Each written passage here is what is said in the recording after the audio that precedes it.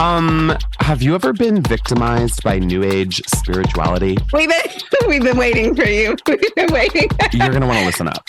I'm Megan, an intuitive life coach and Reiki master. I'm Ryan, a professional astrologer, and we want to show you what spirituality is by talking about what it is not. Con artist. Yes. Snake oil salesman. There are so many susceptible people out there. And then they're tainted. They're ruined. They don't want to come back to spirituality. We still have a lot to learn, and we will humble ourselves and learn, I think, every freaking day.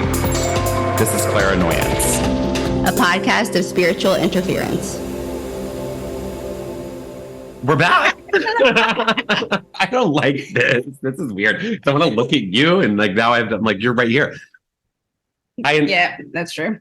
We're together in a city together at the same time. We live on opposite sides of the country. And Ryan came and visited. I did. I'm visiting. Visiting current, yes. Current. He's in Charleston. In Charleston, South Carolina. Okay, so we're doing an astrological preview for the month of May. This is going to be like one of those, like, you know, monthly episodes, quicker, down and dirty. Dates you need to know, transits you need to know, how to prepare for it, and what to do.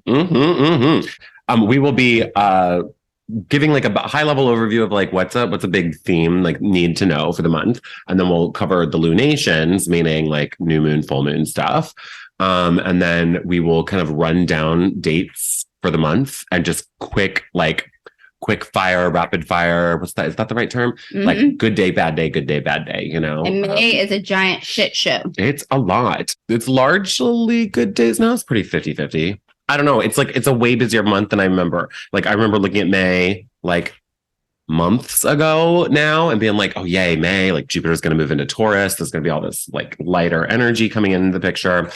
Nah, it's a very chaotic month. I was not paying attention to anything but Jupiter switching signs. Which Jupiter is the planet of luck and abundance. So you have a good transit with that. That's one of the biggest transit. Yeah. One of the biggest transits of the year, really, is like Jupiter moving into Taurus. Very excited. So basically, let's kick it off by talking about like the big theme, like the big need to know, which is the fact that we've got a lot of planet shifting signs. So that means like when a planet moves into a new sign, it's a, you know, different energy. That planet starts to express itself and have different needs and strategies and ways that it wants to, I don't know, like present itself. Yeah. So we have 4 planets changing signs. One of them, not that important. It's the sun. The sun's going to move into Gemini. That's like the final shift. But every month that we do these, we're going to be talking about the sun changing signs because it changes signs every month, right? But the other 3 big deals. We've got Venus moving into Cancer May 7th, Jupiter moving into Taurus May 16th, and Mars moving into Leo May 20th. Mm-hmm. And so what does Venus represent? Because a lot of people are not educated on the planets. So they're going to hear this and they're going to be like, what incarnation are you even speaking about? I know. Venus is love, relationships, other people, money, resources. I didn't know it was money. Oh yeah, money. And also self-value, right? And resources in general. It's aesthetics, because Venus is how you relate in general. So like that's probably the simplest way to put it. It's like your money mindset, right? It's how you relate to money. Your fashion is Venus because it's how you relate to colors, lines, and shapes. That's why it's your aesthetic, right? So it's like it explains the way you want to put yourself together, wherever your Venus is at in your chart. That's kind of a nutshell. Too. You see all over TikTok now, people are like, if you want to attract love, dress for your Venus. That's use Venus and glamour magic for all the witches out there. I got Venus and Gemini, so it's like every day is looking very different. She don't like being there though. Does she? She does. She like, yeah, Venus has fun in Gemini. It's not a bad sign. I know she Venus. doesn't like being. People hate a Venus and Gemini. I just made a TikTok about that. Why?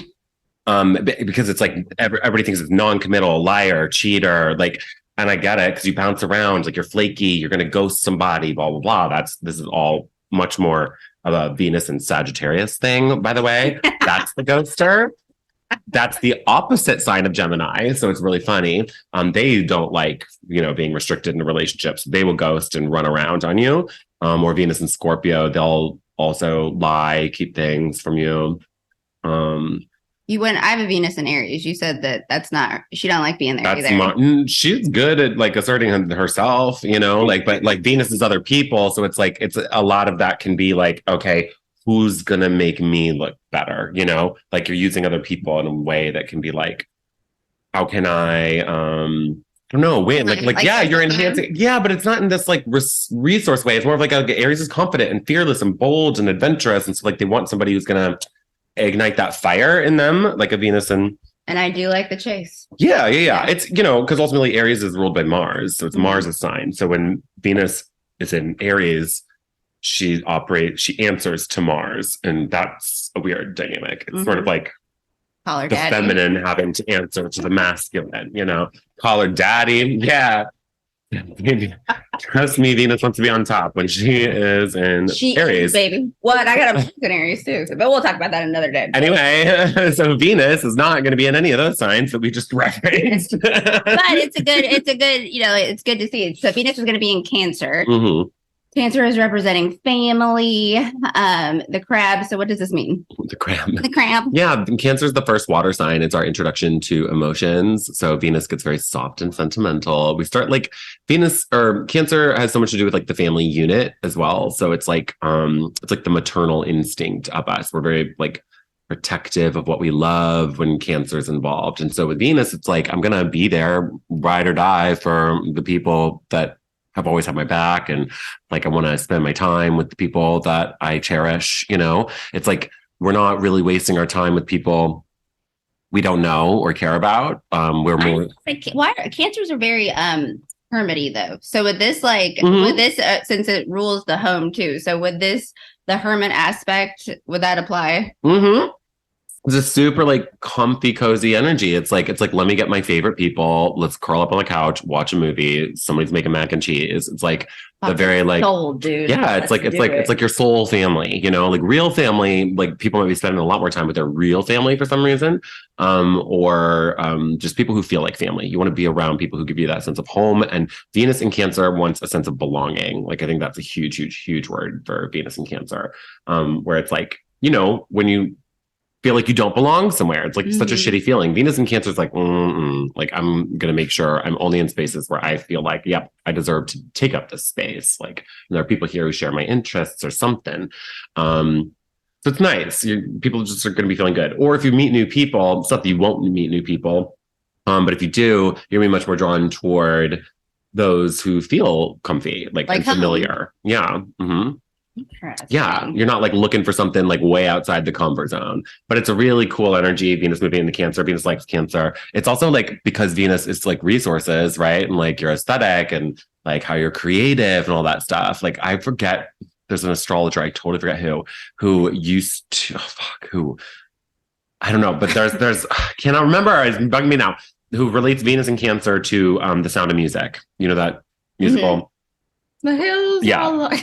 Yeah, these are a few of my favorite things, right? Like everybody. It's not Judy Garland. Who was the girl like twirling in the mountains? Oh no, that's what's her face? I don't remember. I was in that musical 3 times too. 3 different. I was Kurt, the young one, who was like good boy before my voice changed, and then I was Frederick, the oldest son, and then I was Daddy. And my 3rd time. Fitting. I moved on up. And of course, I can't remember the name of the actual lady who's famous for that role. Anyway, it's hard to find a Venus and Cancer person who hasn't seen The Sound of Music because it's such a comforting type of like musical. But also, like, I think it's because, and this is my like extrapolation from that person, the song, these are a few of my favorite things, because Venus wants her favorite things. She wants her mac and cheese. She wants her favorite people. She wants her favorite movies, like sitting on the couch. So yeah, it's that type of cozy energy. It's very nice. Venus likes Cancer. Is there any negative aspects? Because while I love the crabs, crabs have always given me issues. I mean, I'm a Pisces, so like we get along. I love you, crabs. But is there a negative aspect that people need to watch out with this? Yes, that would be like overly sentimental. Venus in Cancer struggles with emotional boundaries. These would be people being like, I feel you. Like, I just feel so connected to you. Like, I'm an empath. And it's like, okay, well, empaths typically are just people who lack good social and emotional boundaries. Say it again. That's what it is. By the way, we do have a live audience here today. Yes, and they're like, apparently. Chuckle live audience.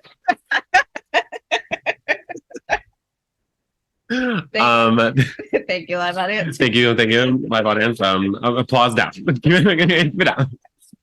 I don't know. Yeah, it can be like it lacks healthy emotional boundaries. So I think that's hard. But then it's also like Cancer can get like it's very sensitive. Very sensitive because it's the first water sign. So feelings come on strong. Like it's like our first introduction to an emotion. So everything it feels intensely. It's a cardinal sign, meaning it starts a season. It's the start of summer. So it's like it gives it all into any feeling. But I think like the shitty thing about a Cancer energy and placement in general with Venus is love relationships, right? It often expects what it gives, and rarely gets it because of the feeling being so strong. And with Cancer, it doesn't ever experience it like boomeranged, like it might like I could be like, I love you so much. I have a Cancer moon. So it's like, I could be like, I love you so much. And like, feel that you might be giving your full love back to me, but it just won't feel, it's never enough. Like it's very hard to satiate a Cancer, so very hard. And to all my Cancers, I love you, but it's hard. They have to learn like they're so loyal, but they're so ornery. Yeah, a Cancer has to literally learn. Like, I mean, I would say especially like a Moon, Venus, Sun. Those three, I would say, like really have to learn to like love yourself. Like the self-love thing is like actually like a radical thing for them because it's only once they come to that point. It's not natural. They will literally lay down their life like on the railroad track. They're the homie. Like, trust me, they will be like there for you, and like they will love you and do anything for you. It's like, Cancer's the mom that's got everything you need in the purse. It's like, I need Tylenol, and they're like, got it. Here you go. Like, have it all. Take it all. Do you need anything else? What else can I do for you? Like, Cancer is like down for what and who it loves. And it's selective though, right? It's like that family unit vibe. So it doesn't do this to everybody, but once it chooses someone, it's like, I'm latching onto this. So be careful about like the feelings you have, the love you're giving. Know that like it can come off a little clingy, a little overbearing. And this is the general overview. So just so you'll be experiencing, the collective will be experiencing this because Venus is in Cancer. Yeah. We'll probably hear stories. Like if you're not in this situation, you'll probably hear a friend who's like dealing with this and they're like, I don't know, like they really like, they said they love me already. Or like, I think they're more in it than I am, these types of vibes. But it's like, it doesn't have to be like all bad. It's just, you want to give your love because you can give a lot of it. You want to give it, or any, good feeling that you're trying to give to someone. Give it where it's appreciated, hell yes, but also without expectation of anything in return. Cancer has to learn that. You have to learn that.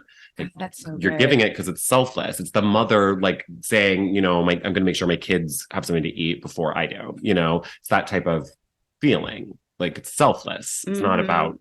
I mean, when a Cancer is on, they are on. Like but when they're off, I mean, it's like they crab up, man. Yeah. So anyway, I would say a good, healthy way to use this though is because Venus is arts. It's a very creative, nice placement. Channeling emotional like excess into art, really good. Like if you're feeling a type of way, get creative, and like you'll be able to translate emotions into art really nicely. And then we got Jupiter moving into Taurus, May 16th. That is also a massive shift, a huge shift. This is like literally probably one of the biggest things of the year. I don't want to like go as crazy in depth because we'll talk about this in like many ways over the next year. It's going to be in Taurus until May of next year. So this is really about like Jupiter expands you, like. So Taurus is the first Earth sign, right? So we're having a lot of firsts too right now. And Taurus is bougie. Taurus is bougie for sure. It likes nice things. It's very enraptured by like what it has around it. Like it's like kind of, I don't know what. Yeah, it rules your resources. Like what is yours? And so it's like very like. And both mine. Signs too that need to be like in like feet in the dirt. They like security and like I like this is a good energy. It's just going to be different because like with Jupiter, usually kind of like a motto is like go big or go home, or like take a leap of faith. like I'm going home. Thank you. Yeah, it's like big risk. Taurus is like I'm not moving. I'm already home. What do you mean? Go where? Taurus does not, yeah, it's very hard. So meaning like, it's not like real, like where Taurus is in your chart represents a lot of things, like resources, including money, like Venus rules Taurus. So that's why there's that association with money. But it also is like, it's just like where you're investing in yourself, need to as well. Like you gain a lot of self-esteem here because you put in the work, that slow and steady work over time, right? So Jupiter being a planet of expansion, joy, abundance, fortune, opportunity, like all great things. It also, its function is to just expand whatever it's touching. It puts a magnifying glass on it. So without Taurus, discernment though, right? Like, so yeah, well, it is the planet of judgment. It's like with morally good and more, like what morals, versus like Saturn's more of the judgmental, like kind of lawmaker in that sense. Jupiter, an astrologer I worked with before I worked with you, compared, what did you There was a time before me. I know. Well, and she was lovely, but I hope you're listening. How do you like watching this? You're always my number one, baby. Better be. That's my Cancer moon. I'm like, what do I get? What do I get? What about me? Number one. Thank you. But she compared Jupiter to Santa Claus. It is so that energy. It's very good. Good job, lady. You did a good job. I like that. No, it is. Yeah. It's like very jolly. You get a present and you get a present. Gifting things out. Lots of gifts. That big, buoyant, gleeful energy is Jupiter. So can you use it? Can it be like in excess? Yes. This is like definitely like there's of course a good and bad to everything, downside to anything. Jupiter's excess, it exaggerates. So if something unfortunate is going on, Jupiter's in that part of your chart or whatever, it's gonna like totally make that snowball roll fast. It's not very Santa Claus like. No, I would say like, wait, what's the evil Santa Claus? Crampton? Oh, Krampus. I love that movie. It's a shockingly good, scary movie. Okay, so Taurus is like, it's slow and steady, right? So like with Jupiter, normally you're like, I'm gonna take the risk. I'm just gonna go for it. Let me like be a little more spontaneous and like go all out. Taurus is like, like the ROI of your investment is slow and steady over time. You're not taking a big gamble and like throwing all your money into like this like risky stock. You're saying, oh, this is going to be like a very good thing over time. So it's a little more social. We've been in Aries with Jupiter, which would be like, go big, go home, motherfuckers. And this is now like, hey, let's take a nap. Yeah. Yeah. Well, yeah, it's Taurus is self-care, right? Like because it rules your resources. What is your biggest resource? Your literal self, like physical body, even, right? It's an earth sign. So it's like taking care of the self and what you have is important, especially like the resources thing. It's like, it's not where this is going to go bad, right? Like it can double down and snowball negatively. Bad Taurus is the hoarder, the QVC lady. It's like literally a bag woman. Like it's just like treat yourself to the extreme. Yeah, it totally does. And then it's like, okay, this year will go by and you're gonna literally have no room in your house because you bought so much crap, and you're gonna be like, I spent how much freaking money? Like it rules your resources. Instead, where you're gonna grow positively, it'll be in using the current resources to the best of your ability. First and foremost, it's like, how resourceful can you be with what you have? Then you'll see the growth potential, because that's you telling the universe like, hey, I'm happy with what I have. Thank you. Sure, I would like more, but look at me using what I've got. Thank you. It's a very grateful energy to Jupiter and Taurus. So very appreciative practice. If you don't have one, which everyone should have a gratitude practice, even Harvard. What would you say is like a good gratitude practice? I think, like I always told my clients, write it down, like 1, 2, 3, or just like saying thank you. Like, especially if you're having a shitty day, you're driving to work. Thank you. Thank you. If you're, once again, if you're snorting oxygen, like if you poop, like, thank you. Anything. Just like get into it. Thank you. Thank you for this coffee. So I think people, when they hear the word practice, they can get overwhelmed. They're like, I don't have time. I don't have time to say thank you, when it's literally just saying it, verbally out loud. But I do love pen to paper, going back through and being like, damn, like, look at what I was grateful for 5 years ago. Yes. I think that stuff matters so much. It commits the intention to physical form, which Taurus is physical, right? So bringing anything into tangible physical form is great. And appreciating the tangible physical world that we live in right now. This is not good, aside from like the Venus and Cancer this month. And like there's some stuff happening, I guess, toward to Pisces, like some transits happening to some stuff in Pisces. But overall, this month is not, it's going to be much more practical, focused on like being embodied. But it's less like out there, you know, like and like spiritual and like, yeah. It's not like there's no more one-on-one connection. Yeah, it's very real. It's a very real month here. All right, so next up we have Mars and Leo. We're going low. Mars and Leo is really fun, super confident energy. Leo knows what it's got and it wants to flaunt it. So if you flaunt it, you've got like gotta flaunt it. That vibe. It's like Mars is, you know, our ability to fulfill our will. Leo literally needs to feel appreciated, special. Gratitude here hand in hand. So with Venus with all of these, so y'all better get on your gratitude practice to really have a good month. That's what it sounds like. I like that. Yeah, that's a good vibe. We'll put that in the show notes. Yeah. I don't know. It's like, it's very talented. Leo has gifts that nobody else can really duplicate. And like Mars is your ability to know and feel confident in that and like show it off, you know? It is very hot girl summer. That's kind of like a way I put it. But like literally with it like moving into summer here, like coming, well, you know, in Florida, things are just getting hotter, right? Like quite literally. I think we'll start seeing temperatures like soaring. I think we'll hit like record high temperatures in certain spaces. I think wildfire season might kick off pretty early. Really? Like I really do, because Mars is like a ball of fire. Leo's a fixed fire sign, meaning Leo is the sign that comes in the middle of summer when the sun moves into it. And so it's like fixed fire. Leo's ruled by the sun. So that's when the sun just feels like it's beating down on you, you know, like it's like fixed signs in the middle of a season. They don't change. It's just like the purest form of that element. So if Leo is the purest form of fire, it is nothing but fire. But Mars aggravates and builds momentum. So you described Leo once as bonfire energy. Yeah, it very much is that, because it's like it's contained, fixed signs have boundaries. And so it's like Leo likes to like show off, tell a story, like make people feel good. It's a very positive sign. So it's like, it's like very kumbaya energy, like of that, you know, I don't know, sharing space with people you love, doing things you love, feeling good. Everyone loves hot girl summer. Yeah, it is. It's a very confident, fun energy. So like flaunt what you feel like you have. And so it's, you know, flaunt what you feel like you have, like embrace, have gratitude. Stay home. I mean, stay home, but don't, because you're flaunting it, right? No, I'm kidding. All great synthesis here. Embrace your inner slut. Let it out. I like that. Yeah, it's nice. It's nice. And then the only other planet changing signs that completing this all many shifting sign energy is Gemini, or the sun moving into Gemini. Not a whole lot to say about that, honest to God. Like I do.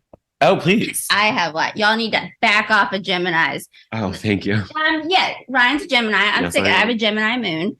Stop demonizing these people just because you don't understand, just because you can't keep up. Have some gratitude for your inner Gemini, for your Geminis in your life. It's not fair. Y'all get bullied so much. Dare I say more than Scorpios? Oh, yeah. Yeah. I was just talking. Oh, no, we were just talking about this. Were we just talking about this? About the difference between Gemini and Scorpio hate? Yeah, whatever. I mean, I don't know. Yeah, it's weird. It's just weird. I don't know. But those are the two most hated signs. Literally, before we even got on here, I just had somebody on my TikTok comment, because I made a video about Venus and Gemini being one of the most hated placements and how it's unwarranted hate and whatever. And somebody who was like, oh, no, but they are terrible people. And this is coming from a Venus and Sag person, the opposite of a Gemini. So I'm like, oh, you're going to come for me on this right now?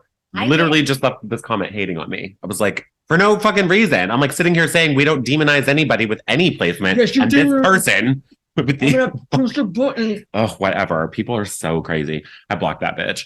Bye. Boo. Bye. Lay off the Geminis, people. Yeah, it's a lovely season. It's it's launching into summer. It's the end of spring. It's barbecue time. Like, y'all don't need to be grumpy about this. You know, like, be a social butterfly with the people that you care about. Let's see if we can separate. Be a social butterfly at your house with the people that you care about. Have a gratitude circle, maybe a bonfire, kumbaya together, and don't let the embers from the bonfire start a wildfire, because Jesus Christ. Yeah, no. Okay, we're done with the synthesis here. No, but the only other thing I would actually say about Gemini in general is like everybody's gonna be feeling social. It's a very fun time. Ideas are flying around. This is how Gemini gets that gossipy vibe because everybody's hearing about what everybody's up to this summer, right? Like, where are your plans? What are you doing? Blah, blah, blah, blah, blah. And then we have this ability to jump to conclusions because Gemini is a mutable sign, meaning it ends the season. It's the end of spring. Mm-hmm. So it's got that ability to like make assumptions very easily. It'll like take a little bit of info. Gemini sees all info. It's not logical though, often. Like it's very like it'll connect dots that don't need to be connected, you know? Mm-hmm. So it's like don't jump to conclusions, don't like read books with Gemini, watch movies, talk to friends, right? I literally said this on Michaela's podcast. I was like, read the 4 agreements, because then you're reading a book and one of those agreements is do not make assumptions. Like it's just true. It's like Don Miguel Ruiz. It's a good book. Okay, and then the lunations. That's where we're moving into next. So we've got a full moon eclipse happening on May 5th, and then we've got Cinco de Mayo. Don't be maybe not time to party, my people. And then we've got it's Scorpio too. God, stay home. Do what you. It's a lot. There's a lot of it. This is a weird month because it's so chaotic. It's so back and forth, like of like the good bad. You know, it doesn't. It's gonna feel like great day, and then like this like. Peaks and valleys. What's the difference? So eclipse season comes, like what's the difference between a solar eclipse and a lunar eclipse really quick? Okay. Yeah. So this one's a lunar eclipse, meaning it's a full moon eclipse. Solar eclipses, new moon eclipse. Mm-hmm. So this, we already had on April 20th, the day this baby was launched. Yeah. I can't even believe that. Wild. And then the lunar eclipse, eclipses in general, you kind of want to be careful about like initiating. You more so want because the sun and the moon just are not acting right. They're like kind of off their usual pattern, basically. So the energy is not normal, like a normal new moon, full moon cycle. So you kind of want to just like see what happens, comes and goes, be open to the changes, unexpected changes that happen in an eclipse season. Full moon in this case, May 5th in Scorpio, time of release, endings, closure, but Scorpio's the sign of change, transformation. So it's like an ending. Transformation. You're not changing your nail polish. You're changing like the deepest, darkest aspects of your life. Yeah. Like the best way I could put this one, honestly, is like it's very, very detective energy. Scorpio already rules that archetype of a detective, but it is that. It's like a detective will leave no stone unturned, right? They're going to find the clues, the secrets, put the pieces together, because they're not missing any little bit of info. So it's this deep dive into something that you're like, like trying to like figure out. Like it's sort of like when you watch a documentary on Netflix and they're like, we started going into this and then it spiraled into this whole other thing, and you're like, we had no idea what we were in for. And now it's like this conspiracy that goes all the way to the top of the government. Like that vibe is this. So like people are going to be like, a little more aware of like stuff. Like if you're getting an inkling, Scorpio's psychic, getting an inkling on anything, you're going to like be like looking into it more than you normally would. It's just sort of like, okay, well, you'll uncover what you're looking for. Your gut during this time. Definitely. It can cause the truth that comes to light. That's a full moon. Like, it's illuminated. So it's something that's been hidden is now illuminated, and that will cause a change. It can be an ending that moves into a change, but there will be an adjustment, a huge adjustment probably for a lot of people. It's actually a penumbral eclipse, which is not that strong, but the energy of this is very tense. Like Uranus is present, Mercury retrograde is present. Like it's very, very tense. So it reminds me of like a journalist releasing a huge expose. That's the vibe of this. Like I wouldn't be shocked if like right around this date, some crazy news drops. It's like the Me Too movement, like those types of vibes where it's like, okay, this has to end. This horrible thing has been happening, this gross, dark, murky thing. And then everybody's like, holy crap, look how extensive this was. This has to change. That has to end and has to change. And now things are changing for the better, right? It's like if you're dealing with a tense ending or anything like that, don't just lean into it. Let it happen. It might feel disruptive and unsettling at first, but it will move you into a better, healthier space for sure. Well, and since Scorpio, is the most sexual sign of the zodiac, do people need to like, is this a time to like be careful? Yeah, I would. Yes. So one night stands and booze, and also water signs are so prone to addiction. Yep. So like like take the Uber, maybe have, like I said, have a BBQ at home, because at the beginning of spring, people are feral, like and especially they're going to be ready to kick it off. Yeah. This is like very like, I don't know, like people finding out they have STDs all of a sudden, and then being like all of a sudden you're like, oh crap, I've got this, like, I think like something's hurting. You get it checked out and then you are like obligated to go tell somebody. And then you find out you just spread that shit around like 50 people or whatever you're doing, like, I don't know, but it is that energy. It's like, oh God, like this went deeper than I thought. So it's that vibe. Interesting terminology. Oh God. This did interesting choice of words. So this is not a time, like with both the solar and any eclipse, it's not a time to do your practices, your new moon manifestations, or your releases. Yeah, no. Just sit, like chill. Yeah. It's a very good like cleansing time. You just want to like hang out, trust in the universe, let it do its thing, let it bring adjustments in and out of your life, and that's about it. And take care of yourself. Just do that. It's Taurus season ultimately, right? Yeah. And then eclipse season is in effect still, like for until May 19th, when the next lunation happens. So the next lunation of the month. Usually there's just going to be 2 a month, of new moon and a full moon. This will be a new moon in Taurus. Really good energy. Like people are going to be feeling, because of other things happening at this new moon, people are going to be feeling inspired to start something new that feels like this is going to pay off. Like I feel like I'm going to actually be good at this and like really love this and respect it. It doesn't have an instant gratification energy. It's like you're going to start something that you just feel like I could put in the work. So we have like these explosive endings, this like, like maybe relationships, jobs, something is ending or being exposed. And then you have about 2 to 3 weeks to kind of process that, deal with it how you may. And then the new moon hits and it's like, all right, let's start afresh. Yes, that's literally how it is. And it's going to be like, because it could be a big ending, right? You might feel like I'm in turmoil now until May 16th or May 19th when the next new moon happens. I don't know. But if you feel like, God, this was such a loss, the thing that starts new will kind of maybe, it's not going to feel like this massive opportunity, I don't think, although it's new moon in Taurus and Jupiter will have just entered Taurus. So you might see the bigger potential than you normally think you might. But with Taurus in general, you just kind of want to know it's going to be slow and steady wins the race. And that's it. Like it's a good new moon. It's a good new moon. And then the other section is this good days, bad days thing. So and you did a fabulous job of outlining good. Yeah, we've got a lot of days. 50-50. Yeah. Normally I don't think there will be this many days where I'm going to like want to point out really specific stuff, but there is a lot happening in May. It really is like peaks and valleys. And so we're just going to breeze through these here in case everybody's a calendar girl and you want to like put red dots and green dots on certain days or whatever. Daily planner. Yeah. And this is just general, the very high level overarching, but we're going to say good, bad, and give a, I'm glad energy. You said that because so many people will be like, my astrologer said that June 12th is the only day for love. And I was sick and now, and they will attach themselves to this idea. No, there's always opportunities. Always. And especially when something like this, it's generalized, we're trying to make it as specific as possible, but yeah, it's like you need to translate it for your own life, or these might be energies you witness around you. It doesn't mean it's going to happen to you, That's good too. So do you want to like, we'll kick it up. Go back and forth. Yeah. So we have May 1st. So all you in-syncers, it's gonna be May. Yeah. Bad day for you. Unsettling realizations. Bad day. It's a real bad day. May 1st is a bad day. May 4th, bad. Trickery and deception in relationships.